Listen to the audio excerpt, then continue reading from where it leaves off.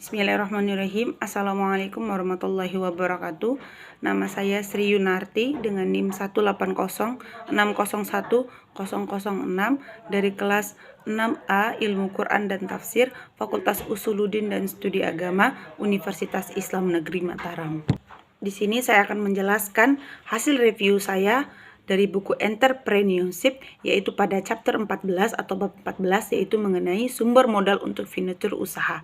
Jadi pada bab ini dibuka dengan dijelaskan ada 4 bentuk modal kewirausahaan, yaitu yang pertama adalah finansial atau modal manufaktur, di mana di sini dimulai dengan uang dari diri sendiri ataupun dari pendanaan yang didapatkan dari investor ataupun pinjaman. Kemudian yang kedua itu adalah sumber daya manusia, di mana setiap karyawan akan memiliki nilai kreativitas masing-masing. Yang ketiga adalah modal sosial, yaitu nilai kolektif yang saling menguntungkan. Kemudian yang keempat itu adalah modal alam.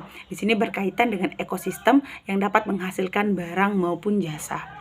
Bab ini meneliti bahwa modal keuangan akan terus berjalan seiring dengan berkembangnya usaha. Dan pada bab ini juga berfokuskan pada wirausahawan baru yang dapat membiayai usaha baru. Jadi dengan cara mendapatkan uang itu dari keluarga ataupun dengan mendapatkannya dari para investor.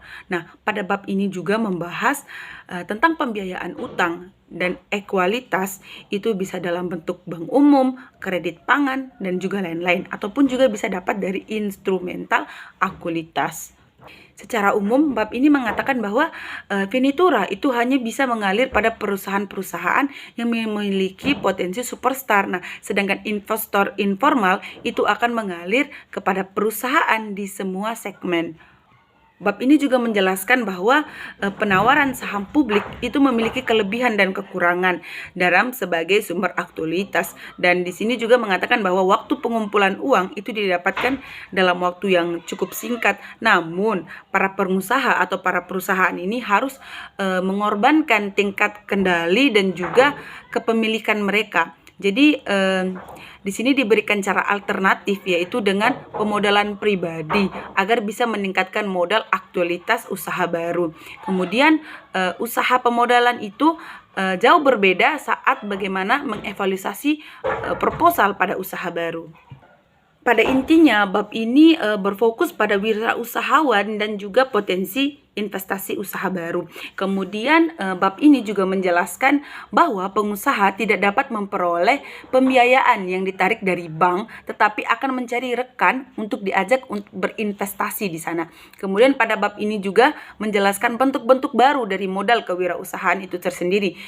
Dalam keuangan, misalnya dalam keuangan, bab ini menekankan bahwa syariat Islam lah yang sangat dipilih karena syariat Islam menitik beratkan tentang keadilan dalam berwirausaha. Kemudian bab ini juga membahas mengenai program kredit mikro dan pinjaman yang kecil, di mana program kredit mikro ini dan pinjaman yang kecil ini diberikan kepada calon wirausaha tetapi tanpa jaminan.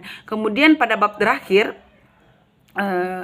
chapter 14 ini mengatakan bahwa melihat dari stok modal ekosistem alam yang terjadi di sini, tidak sedikit atau banyak sekali orang yang menggunakan ekosistem itu demi kepentingan pribadi, sehingga akan menghancurkan sumber daya alam yang terbatas. Mungkin itu saja yang dapat saya sampaikan.